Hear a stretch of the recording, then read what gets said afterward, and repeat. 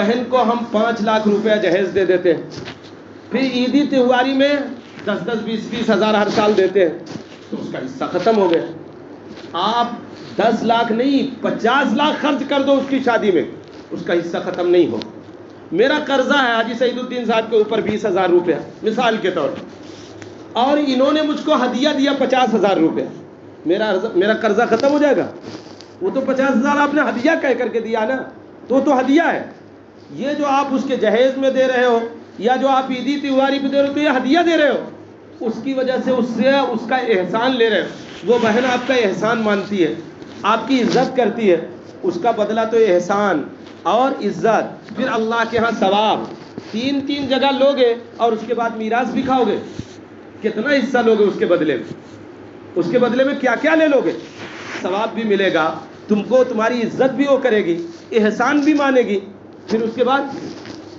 اسی لیے فقہا نے مسئلہ لکھا مثال، اگر آپ نے کسی کو ہدیہ دیا 100 روپیہ، کسی کو ہدیہ دیا، آپ چاہے جب واپس لے سکتے ہیں، لیکن اگر اس ہدیہ کے بدلے میں نے بھی ایک قلم آپ کو دے دیا، ٹھیک ہے میرا قلم 5 روپے کا، آپ مجھے 100 روپیہ ہدیہ دیا، لیکن میں نے اس کے بدلے میں آپ کو دیا نا، تو جب بدلہ مل گیا تو اب آپ ہدیہ واپس نہیں لے سکتے۔ بدلہ مل گیا تو آپ ہدیہ واپس نہیں لے سکتے۔ آگے کا مسئلہ سنو، اگر آپ نے اپنے کسی قریبی رشتہ دار کو دیا ہدیہ، اب واپس نہیں لے سکتے، اگرچہ اس نے بدل نہیں دیا، کیوں؟ کیونکہ قربت اور ثواب کا بدلہ آپ کو مل چکا، صلہ رحمی کا اور ثواب کا بدلہ آپ کو مل چکا، لہذا آپ واپس نہیں لے سکتے اس ہدیہ کو۔ ارے بس یہاں جو آپ نے جہیز کی شکل میں دیا، جو آپ نے عیدی تہواری کی شکل میں دیا، اس سے کبھی اس کا میراث کا حصہ ثابت نہیں ہوگا۔ اب میں ایک مسئلہ بتاتا ہوں، آپ اس کو غور سے یاد کرو، اور اس مسئلے پہ اگر عمل کرو تو آپ دونوں طرح بچ جاؤ۔ اس کو کہتے ہیں شریعت کی اصطلاح میں تخارج، تو مولوی ہوں گے وہ جانتے ہوں۔ تخارج یہ ہے کہ جتنے لوگوں کا حصہ ہے میراث میں سے، ان میں سے کوئی صاحب حصہ یہ کہے کہ مجھے یہ فلانی چیز بہت پسند ہے، یہ چیز دے دو، اور میں میراث میں کا اپنا حصہ تم لوگوں کے لیے چھوڑ رہا ہوں، یا اتنا روپیہ مجھ کو دے دو اور میں میراث میں کا حصہ نہیں لوں گا، چاہے وہ کم ہو چاہے زیادہ جو اس نے مانگا ہے۔ اس کا حصہ 50 لاکھ ہے، اس نے کہا مجھے 2 لاکھ دے دو اور میں میراث میں سے حصہ نہیں لوں گا۔ اب وہ راضی ہے، اپنی راضی خوشی اس کے بدلے میں وہ لے کر کے نکل گیا، تو پھر میراث کا حصہ ختم ہو گیا۔ اگر آپ کو اپنی بہنوں کو یہ جہیز میں دے کر کے پھر حصہ نہیں دینا ہے، تو آپ ان سے یہ کہو کہ یہ میں تمہیں 2.5 لاکھ کا جہیز دے رہا ہوں، حالانکہ یہ جہیز دینا کوئی جائز کام نہیں ہے، آپ اس سے یہ مت کہیے گا کہ جائز ہے۔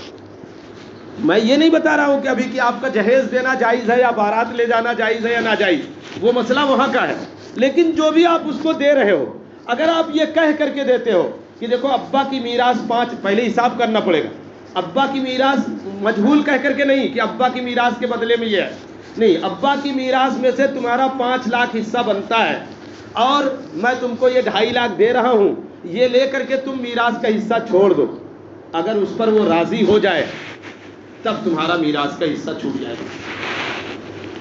تم اس کا طے کر دو کہ تمہارا میراث کا حصہ 5 لاکھ ہے، میں تم کو پورا نہیں دے پاؤں گا ایک ساتھ، دیکھو گھر بیچوں گا، ایک ہی گھر ہے، تو میرے بچے کہاں رہیں گے، تو ایسا کرو میں تم کو ہر عیدی موقع پر یا ہر مہینے 5-5 ہزار دیا کروں گا، تم کو 5-5 ہزار ہر مہینے دوں گا، یا ہر عید بقرعید پر تم کو 10,000 20,000 دوں گا، لیکن وہ اس میں جوڑوں گا میں۔ 5 لاکھ تو ہے تمہارا حصہ، لیکن میں 2.5 لاکھ دے پاؤں گا۔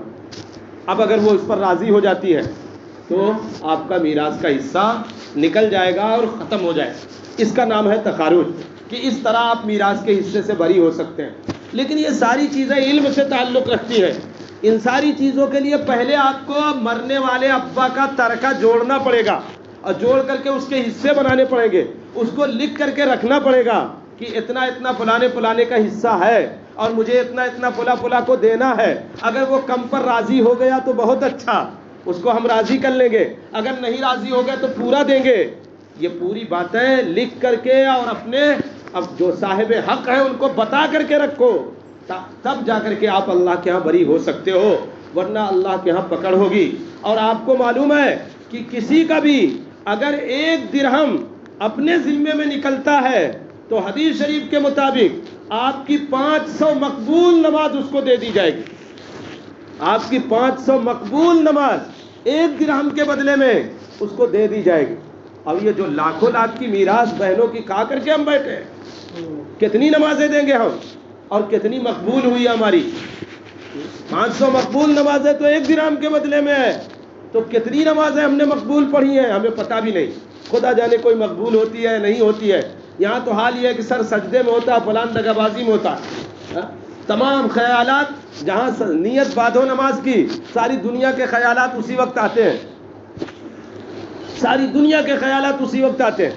کہتے ہیں کسی آدمی نے اپنے گھر میں کوئی سونا, اس زمانے میں درہم اور دینار سونے کے ہوتے, اس نے دفن کر دیا, بھول گیا کہاں دفن کیا. حضرت امام حنیفہ رحمۃ اللہ علیہ کے پاس آیا, کہنے لگا کہ حضرت میں وہ دفن کیا تھا, اپنا مال بھول گیا کہاں دفن کیا ہوں. تو حضرت امام حنیفہ رحمۃ اللہ علیہ نے کہا کہ جاؤ تم آج رات 100 رکعت نفل پڑھنا, تم کو مل جائے. وہ گیا اور اس نے نیت باندھی, ابھی 20 رکعت ہی پڑھا تک اس کو یاد آ گیا کہ سونا میرا فلاں جگہ دفن ہے, اور جا کر کے اس کو نکالا. حضرت نے بعد میں کہا کہ بھائی پورا کر لیے ہوتے بندے خدا 100 رکعت, تو مجھے معلوم تھا کہ تم کو شیطان یاد دلا دے گا درمیان ہی میں, 100 رکعت پوری نہیں ہونے دے گا. اری بات. تو نماز میں سارے خیالات آتے, پتہ نہیں مقبول ہے یا نہیں ہے, اور یہاں دوسرے کا حق کھائے بیٹھے ہوئے ہیں, تو وہ اس کو مل جائے گی. حضور پاک صلی اللہ علیہ وسلم نے صحابہ اکرام سے پوچھا, بتاؤ میری امت کا مفلس کون ہے, میری امت کا غریب کون ہے؟ صحابہ اکرام نے فرمایا کہ من لا مال لہ, من لا درہم لہ ولا دینار لہ. اللہ کے نبی جس کے پاس درہم نہ ہو, دینار نہ ہو, وہ غریب ہے. فرمایا نہیں. تو صحابہ نے کہا اللہ کے نبی آپ ہی بتائیے پھر غریب کون ہے؟ فرمایا وہ شخص ہماری امت کا سب سے بڑا غریب ہے جو اللہ کے ہاں میدان محشر میں روزہ بھی لائے, نماز بھی لائے, نیکیاں بھی بہت ساری کر کے آئے, لیکن کسی کو مارا ہے, کسی کو گالی دیا ہے, کسی کو ستایا ہے, کسی کا حق کھایا ہے. یہ صاحب حق آئیں گے اور اللہ تعالیٰ اس کا نماز, اس کا روزہ, اس کی نماز, اس کا صدقہ, اس کے خیرات سب ان صاحب حق کو دے دیں گے. یہاں تک کہ اس کے بعد ایک نیکی بھی نہیں بچے گی. پھر بھی لوگ آئیں گے, کہیں گے اللہ تعالیٰ میرا حق باقی ہے, تو اللہ تعالیٰ اس